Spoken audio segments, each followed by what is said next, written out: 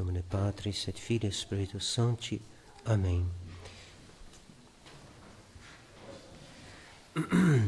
Caríssimos irmãos, estamos começando a Quaresma, ver esse longo trato cantado que com essa melodia que é mais suplicante e que invoca a proteção de Deus. É o salmo que nós cantamos em completas, no qual nós pedimos a proteção dos anjos de Deus sobre nós.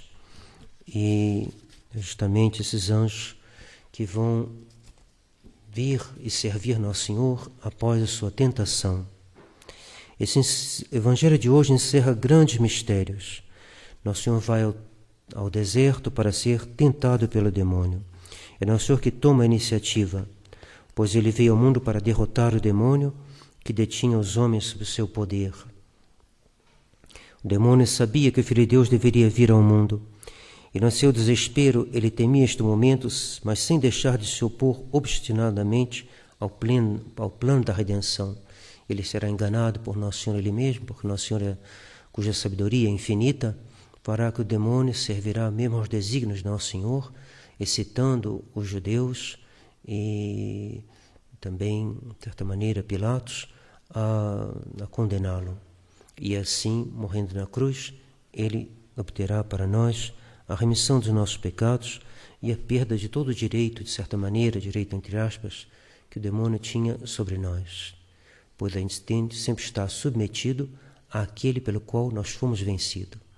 E o demônio, então, que exercia esse poder sobre nós, tendo feito cair Adão, e quando ele vai mover os judeus e Pilatos a crucificar Nosso Senhor, ele vai como que perder todo o direito, pois Nosso Senhor, sendo inocente, aquela morte sendo injusta e sendo obra do demônio, o demônio por ali mesmo perde os seus direitos, entre outras razões.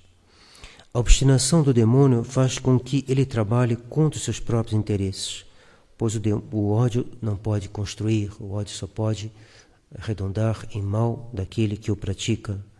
O ódio só aumenta os males daqueles que o praticam. O demônio, então, cheio de ódio, mas cheio também de dúvidas, observa Nosso Senhor no seu jejum de 40 dias e 40 noites. No fim deste jejum, Nosso Senhor tem fome. Nosso Senhor quis ter fome para ser em tudo semelhante a nós. E o demônio, vendo Nosso Senhor ter fome, vendo essa fraqueza de Nosso Senhor, ele concebe esperanças de vencê-lo. Ele já havia vencido Adão no jardim, no paraíso, e Adão, que também era cheio de graça, possuía a graça de Deus, a amizade com Deus. Ele falou: se eu derrubei o primeiro Adão, esse que provavelmente é o Messias, que veio restaurar então o gênero humano, se eu venci o primeiro, talvez eu possa vencer também o segundo. E o novo Adão, Nosso Senhor, parecia ser ao demônio semelhante ao primeiro. O demônio achava que ele era semelhante a Adão. O demônio não podia crer que Deus Ele mesmo tivesse fome. Ele sabia que o Filho de Deus, ele não tinha certeza se Nosso Senhor era Deus ou não, porque o mistério da encarnação lhe estava velado. Ele então tem essa hesitação. Esse termo, Filho de Deus, qual é a sua significação? Tanto a fome de Nosso Senhor como a própria encarnação permaneciam um mistério para o demônio. Eis porque ele se aproxima de Nosso Senhor com cautela. A cautela de um inimigo astuto, como ele já havia feito com Adão. Então ele diz: se tu és o Filho de Deus. Ele começa com uma indireta. Se tu és, uma dúvida, né? Se tu és o Filho de Deus, ordena que estas pedras se convertam em pães. São João Batista já havia dado o testemunho que Nosso Senhor era o Filho de Deus. Após o batismo, São João Batista diz: aquele sobre o qual eu vi a pomba, me havia sido dito, aquele sobre o qual tu verás a pomba se pousar, este é o Filho de Deus. Eu vi e dei testemunho, havia dito São João Batista. E o demônio tem conhecimento dos acontecimentos, menos daqueles que são públicos, E ele então sabia desse testemunho, mas ele não sabia o que significava exatamente essa expressão. Ele desconfiava, mas não sabia. E assim será até o momento da crucifixão de Nosso Senhor. Ele desconfia, mas não sabe. A voz de Deus, Pai, já tinha dito, já tinha sido ouvida também, dizendo: este é o meu Filho muito amado, após o batismo. Esse é também após o batismo de Nosso Senhor que ele vai enfrentar o demônio, para mostrar também que nós, depois do nosso batismo, o demônio vai vir nos visitar. Por quê? Porque o demônio, quando vê uma alma que se eleva, ele faz tudo para derrotá-la. Assim se diz, né? Filho, se tu preparas, se tu empreendes servir a Deus, prepara a tua alma para a tentação. Porque o demônio, ele tem horror de uma alma que se aproxima de Deus. Mas ele sabe que se uma alma se aproxima de Deus, é ele que sai perdendo. Então, vendo que Nosso Senhor foi batizado, vendo que Nosso Senhor, né, está aureolado com algo de santo, ele vai se acercar de Nosso Senhor. Mesmo sem saber direito o que significa essa expressão. Se ele vencer Adão no paraíso, Adão que era insensível à fome e a toda a desordem dos sentidos, como não venceria este novo Adão que sente a enfermidade da fome? Que Nosso Senhor se alimentasse e não havia nada de desordenado. Nosso Senhor pedirá mesmo à samaritana mais tarde que lhe dê água, pois ele tinha sede. Mas aqui o que deseja o demônio é chegar a provocar um milagre inútil. Basta isso ao demônio, um ato inútil. Uma desordem bem intencionada, mas uma pequena desordem, para matar uma justa fome. Como hoje os sem terra dizem que eles querem trabalhar a terra, o que é bom, e para isso invadem o que é dos outros, que é mal. Então matar a fome era bem, daquela maneira era mal. E Nosso Senhor responde: nem só de pão vive o homem, mas de toda a palavra que sai da boca de Deus. Muitos querem da religião um prefeito material, muitos querem da igreja a defesa dos seus bens deste mundo, poucos querem uma palavra que sai da boca de Deus, uma palavra de vida eterna. Quando Nosso Senhor falou da Eucaristia, alguns discípulos se afastaram, e não se perguntou aos que ficaram: vocês também não querem ir? E São Pedro falou: aonde iremos, Senhor? Só vós tendes palavras de vida eterna. Então essa palavra que sai da boca de Deus, palavra do ensinamento, palavra que nos pode nos indicar o caminho da vida eterna. Nas prisões comunistas, os mártires que aí deixaram sua vida sustentaram palavras saídas da boca de Deus. Não creio que quando eu estiver no céu, vocês não terão senão alegrias, dizia Santa Teresinha às suas irmãs. Muito pelo contrário, vocês terão talvez muitos sofrimentos, mas eu lhes enviarei luzes que lhes farão apreciá-las e amá-las. Essas luzes são justamente essas palavras que saem da boca de Deus. O demônio, vendo que não obtivera êxito, volta à carga de outro modo. Assim como ele fizera com Adão, ele vai tocar a corda do coração humano que se chama a vaidade, a vanglória. A Adão ele dissera que se ele comesse o fruto da ciência do bem e do mal, seus olhos se abririam. E Adão gostou da ideia, envaidecido. E o mesmo propõe o demônio a Nosso Senhor. Uma vaidade agora de ser aclamado, de ser visto. Então ele leva Nosso Senhor para o pináculo do templo e diz: se és o Filho de Deus, lança-te daqui abaixo, porque está escrito: aos seus anjos ordenou acerca de ti, e nas mãos te tomarão, para que com teu pé jamais tropeces em alguma pedra. Foi o que nós cantamos no trato de hoje, após a epístola, cantamos essa passagem. Lança-te daqui abaixo. O demônio sempre se trai em alguma palavra. Ele, que é o anjo decaído, tem essa obsessão pela queda. Lança-te daqui abaixo. Mas Nosso Senhor responde: também está escrito: não tentarás o Senhor teu Deus. O demônio vai então tentar o último recurso. Ele vai propor a Nosso Senhor que ele vê que é um homem diferente dos outros, um homem que tem uma capacidade de resistência que os outros não têm.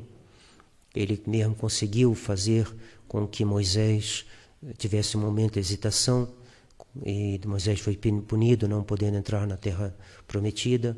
Ele, mesmo nos santos, consegue alguma coisa. Ele está vendo que aquele homem realmente é superior aos outros, mas ele ainda tem esperanças de fazer esse homem se dobrar. Já que ele é tão capaz, eu vou lhe propor o domínio do mundo inteiro. Então, assim como lhe propusera a Adão e Eva, sereis como deuses, mas deuses subalternos, deuses à maneira do demônio, porque o demônio imita a Deus, mas sempre com algo diferente. É uma imitação grotesca.